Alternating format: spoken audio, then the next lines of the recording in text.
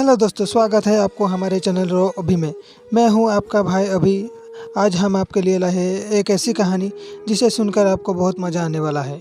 कहानी शुरू करने से पहले अगर आप हमारे चैनल पर नए हैं तो हमारे चैनल को लाइक और सब्सक्राइब ज़रूर करें। तो चलिए आज की कहानी शुरू करते हैं। एक दिन की बात है, आरोही सुबह पार्क में टहलते हुए जा रही थी। तभी उसे एक रोती हुई बच्ची मिली।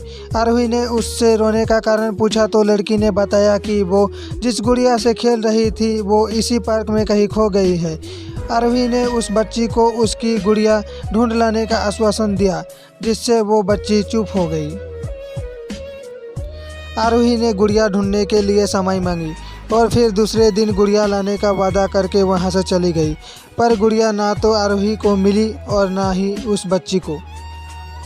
आरोही ने गुड़िया की तरफ से एक काल्पनिक पत्र उस बच्ची को लिखी और जब वो बच्ची पार्क में गुड़िया पाने की आशा में आई तो आरोही ने वो पत्र उस बच्ची को पढ़कर सुनाया।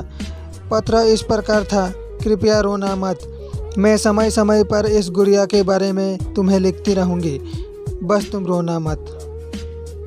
अब आरोही रोज उस खोई हुई गुड़िया की तरफ से काल्पनिक पत्र लिखने लगी और लगभग रोज ही उस बच्ची को पढ़कर सुनाती, जो कि यात्रा का काल्पनिक वर्णन हुआ करता था। आरोही ने इस काल्पनिक लेकिन रोचक वर्णन ने उस बच्ची को रोने नहीं दिया। वो खुशी खुशी अपने गुड़िया की घुमक्कड़ी के किस्से सुनाने लगी। अब वो खुश रहने लगी। उस बच्ची को लाकर दी। जाहिर है वो गुड़िया बदली हुई थी। उस बच्ची को अपनी खोई हुई पुरानी गुड़िया की जैसे नहीं लगी, तो वो आरोही की ओर देखने लगी। आरोही अनजान बनते हुए गुड़िया में चिपकी एक चिट को निकालकर पढ़ने लगी। उसमें लिखा हुआ था: यो मैं ही हूँ, तुम्हारी वाली गुड़िया जो पार्क में खो गई थी।